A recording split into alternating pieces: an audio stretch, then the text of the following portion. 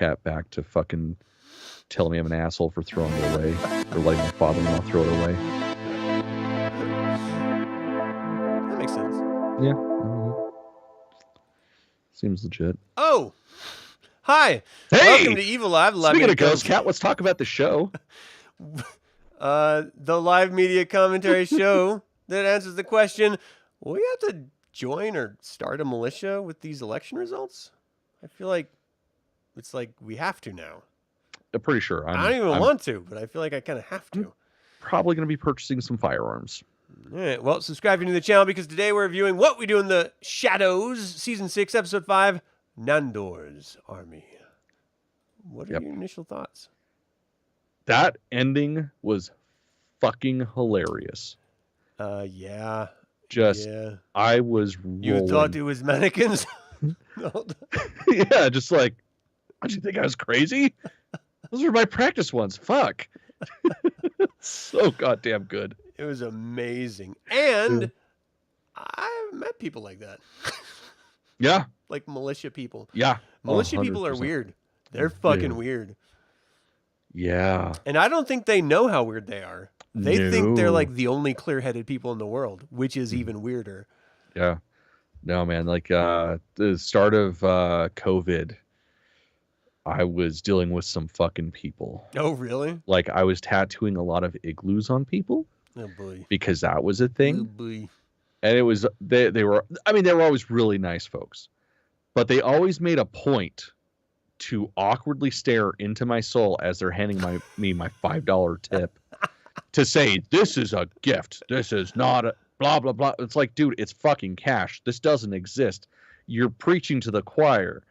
Like, come on, man. You think I claim every dime that I make in my business because I am a law-abiding citizen. Yeah, of course you do. But yeah, it's just, yeah, I've known those people, and yeah, I'm actually offended that people tip their tattooists $5. It should be so much more than that. I don't want to shit on anything because, quite frankly, you're giving me extra money that I'm not asking for. I'm grateful. Right, but 15% of a tattoo is infinitely more than $5. Like, what the fuck? Right, it's like I tip my weed guy at least $5 if I'm buying a fucking bag of gummies for $20. Like, come on. Like, if I'm getting coffee for my family, I'll tip them $5. Mm-hmm. You know, like that's just like, oh, hey, good job, thanks. You know, appreciate you not spitting my fucking macchiato or whatever the fuck. Or here's $10 for spitting in my cup. Thank you. Usually I pay more. Yeah, you're hired. So you're the vice president. Yeah, that's fucked. You don't tip a fucking tattoo artist. This is their profession. They're professional. They're an artist that's trained, gone through years of fucking apprenticeship, and then actually like honing their craft. You should be paying more than that. And if I've ever just paid you $5, I apologize. Never. Because I don't remember. No, $5 tip is for a pizza delivery. Yeah, that's true. Pizza delivery guy gets $5, 100%. Mm-hmm. Or a wife like slipping a boob from an open robe or something. Like, you know what? That's worth more than $5. Yeah. So that stays up here forever. Yeah, exactly. Even if it's not that good, it's burned in there. Bank deposit is what it's called. 100%. Anyway, this episode, there were no boob flashes or flashes in it. Unfortunately, I desperately want to see Nadja naked. Yeah. I don't think I'll enjoy it, but I want to see it. Oh, I'd enjoy it. But I think there's some sloppy shit happening. Don't give up. Sloppy Joes. Don't give a fuck. Definitely some sloppy. I would be like I'm in, but it would be sloppy Joes. All right, so this is directed by Yana Gorskaya, written by Sarah Naftalis, premiered November 4th, I can read. And this is where we get what can only be described as the Fallout episode. Yeah. Like Nandor's Fallout. He is like gone rogue. Pop Smoke, he's absent. No one has a fucking clue where he is. They end up leaning on the Baron to ask for his help, which is where I really want to poke that fucking ancient vampire's gargoyle's groin. Mm-hmm. Really bad. Fuck. I want to know what's in there. Is there like a hole? Is there no hole? If there's not a hole, can I make a hole? Might be like the Baron. Oh my gosh, It's just a mound of flesh. So curious. So curious. It kills me. Like, I need to know.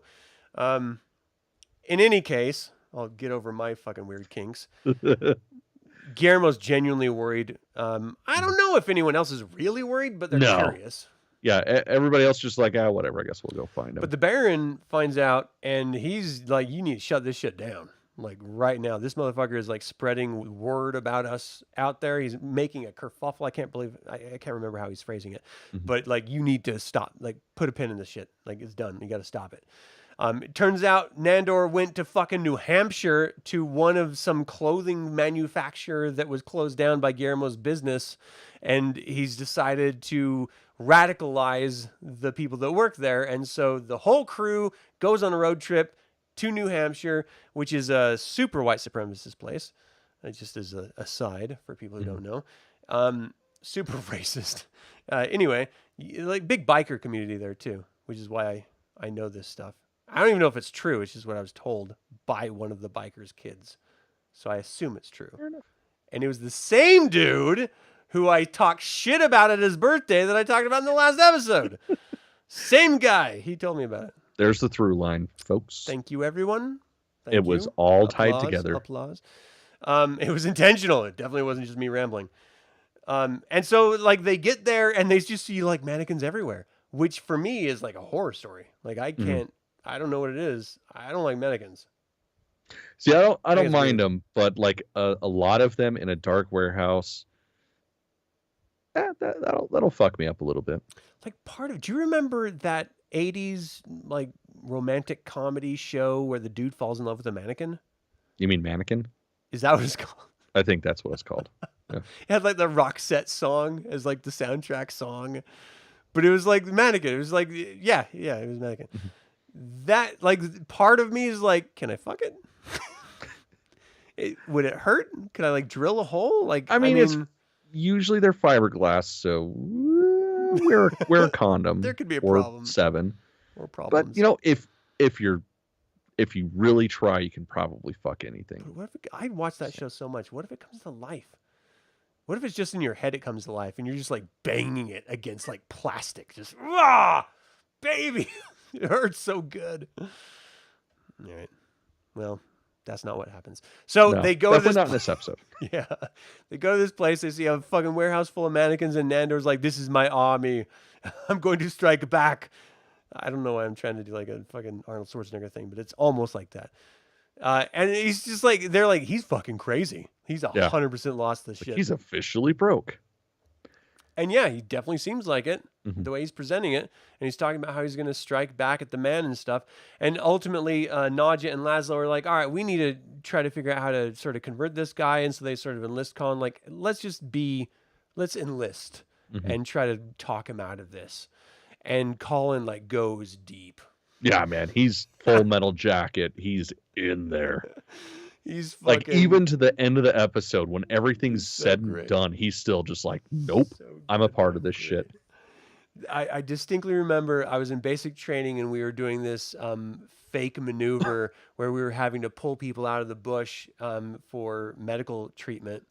And the drill sergeant told us that we had to act like it was real. And so I was acting like it was real. Like, I came from a fucking role-playing background as a kid, D&D and stuff. And so, like, I'm like, let's go, let's fucking go. No, you need to stop over there. Get your ass over here. Help us. Like, I'm freaking out. And the girl on the other side of me, she's like, can you calm down? We're just carrying him out of a bush. And it's like, looking at the drill sergeant, he's looking down at me. He's like, like, maybe tone it down. I was like, I thought you said we were supposed to be real. Okay, I'll tone it down. Bro, I was you going can't method. say that kind of shit. Like, you don't, like, my background is I'm in, man. I don't care what the weirdness is. You just tell me to go and I'm fucking there. But apparently it was too much for the army.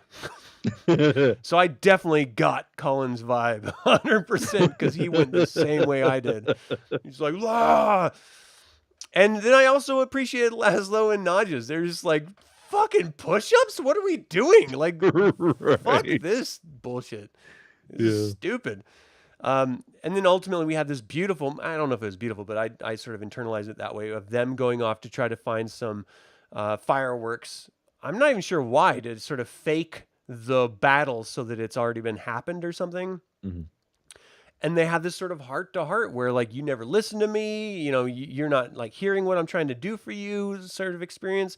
And from the beginning of the season, we've seen this sort of discord developing because of fucking Jared or whatever his name is. Fucking Jerry. Instilling it between these two. They've always had this wonderful relationship, super weird, super sexual, super awesome relationship. Now it's on the fritz, and I kind of liked seeing the human element of it, you know, like that real world relationship aspect.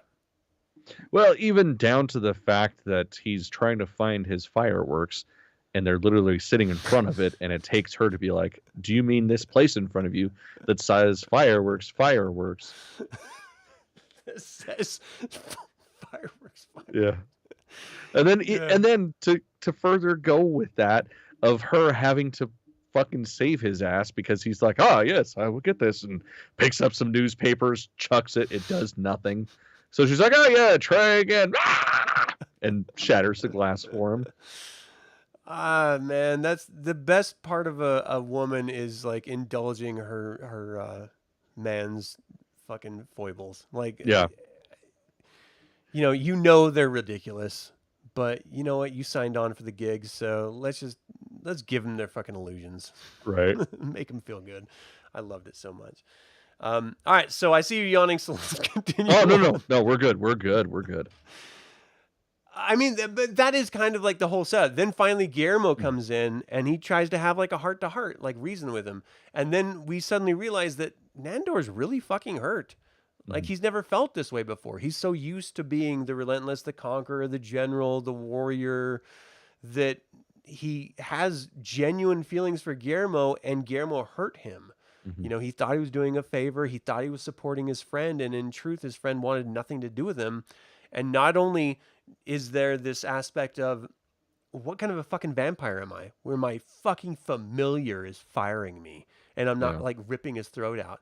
But then I want to, be something in his eyes. I want him to look up to me. I want to be significant, and I want to be equal. And like, he just doesn't even feel that at all. And it takes Guillermo to sort of talk, I'm like, no, you're fucking a vampire. You're a fucking vampire. You're Nandor, like fucking relentless. You are a goddamn god.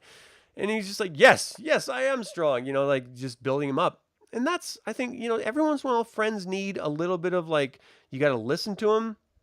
You got to hear where they're coming from, but you also kind of got to like inflate them a bit. Yeah, 100%. I mean, that's called friendship. Yeah. Sometimes you got to fake a railroad job. Sometimes you just got to talk to them for a bit. Exactly. Make them feel good. And the best themselves. part is like, this is this beautiful heart-to-heart moment. And like, you can see the broken man that is Nandor. Yeah. And Guillermo finally starts to mend it. And then Laszlo and Nadja show up to fuck it all up. Yeah. Ultimately, they try to show that like the battle's already happening or happened or something with the fireworks going off. And they're all like, all right, fuck it. Let's just go. Let's leave. And then they threw Colin in the back seat all wrapped up because he refused to go. He wanted to fight still. This version of Colin, I want to know more about.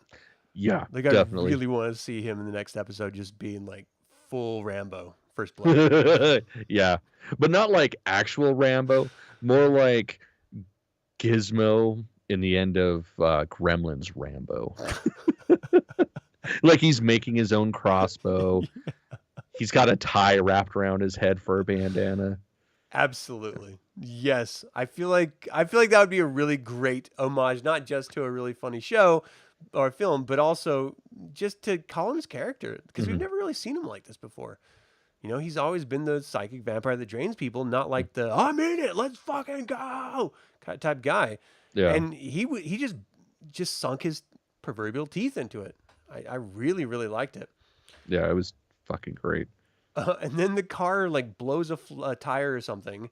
They have to pull over, and then they see this horde of people coming toward them in myriad of vehicles, and just this sort of motley crew of people. And it turns out it's Nandor's actual fucking army. That was the best part. It's like they're almost home. They're almost gone, because it started off with Nandor tied up in the back because he snapped and was getting ready to go back to that. And then they get pulled over by the cop, and then they're hypnotizing him and like, okay, cool, let's get the fuck out of here. And the thing they were stressing the cop was, this is a totally normal night. Nothing weird is going on. And then, voice. It's just nothing but like a fuck ton of fired ass employee workers showing up in a caravan of side-by-sides and riding lawnmowers, getting ready to just destroy.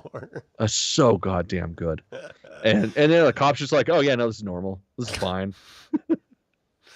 Just the fucking best, man. Yeah. Only because it felt like real. Like if they had like Trump flags, it would have just like sealed it. It would have been perfect. Yeah, it would have. I think it would have taken it to a level of realism that we're not ready for. I mean, that's how I see them anyway. So. Agreed. I'm just like, I automatically go to that place. Oh, you're a fucking buffoon. Okay. You're an ignorant ass, stupid buffoon. All right, you fucking dumbass. Way to ruin it for the rest of us, you fucking moron. I'm just going to keep doing this for a minute just to dig in. If you voted for Trump, you're a fucking moron, and you're going to reap what you fucking sow in like cut to 2 years from now. Mm-hmm. Fucking morons. Well, I mean, to be fair, even if he only lasts for 4 years and we do end up swinging the other direction with the next elected official, it's going to be 20 plus years before the damage that he does is even touched. So, I mean, yeah, that's assuming the Supreme Court doesn't come into play, because then it'll even be longer. It'll be our lifetimes, which is longer than 20 years, right? I kind of hope so. Right. Yeah. All right. Anyway, now that we lost half of our viewing audience, I don't fucking care. I don't give a fuck at all. Chris. You voted for that son of a bitch. You voted against my business. You voted against my life. You voted against my marriage. You are my enemy, and you can suck my fucking cock.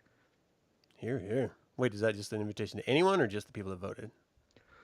I mean, you can lie and say you voted for Trump if you want to suck my dick. I'm just saying. Right. Like, I mean, a blowjob's a blowjob. I'm not fucking picky. Maybe they'll both go to Mars, Chris. Please. That would actually be a good sitcom. Trump and Musk stuck on a fucking Mars bubble. I think that's the only way I could stomach those two people. Who would have thought you couldn't breathe here? Fucking idiots. All right. Well, that is the review. My favorite part of this was the militia realizing that it's actually 100%. Which is hilarious. Not only seeing them and realizing that it's real, but the realization on Nandor's face of like, wait, you guys thought the mannequins were my army? It's great. I'm not fucking crazy. It's like, God, that is so fucking funny. The best. Did you have a least favorite part? No, this episode was gold from start to finish. It was so good. Where the fuck are they going to go next? Right. Right. We're almost to the halfway point, and it's like, it has no direction. So it's just so random and out there. I want to see Kristen Shaw some more. Oh, of course. If we see her, we're going to see fucking that douchebag again, but whatever. I'd love to see the Baron again. I want to see Sean again. I want like another party. Like when we saw that gay pride parade party and like great. Motherfuckers trying to go up into the upper stratosphere and then falls back down to earth and shit.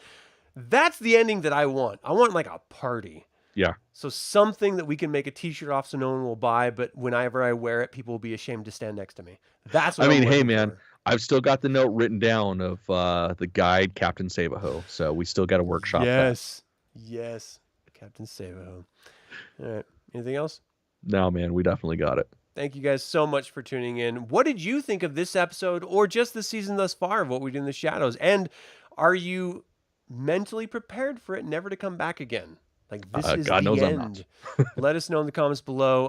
Of course, as always, remember, evil spelled backwards is live, so get out there and be evil. Fuck yeah. And suck Cameron's dick, for fuck's sake. Right, somebody do it, please. Like, that's all I keep asking for Christmas. My wife's like, Santa. My wife's like, no, I'm not getting you that. I can't tell my mom and my sisters to get you that for Christmas.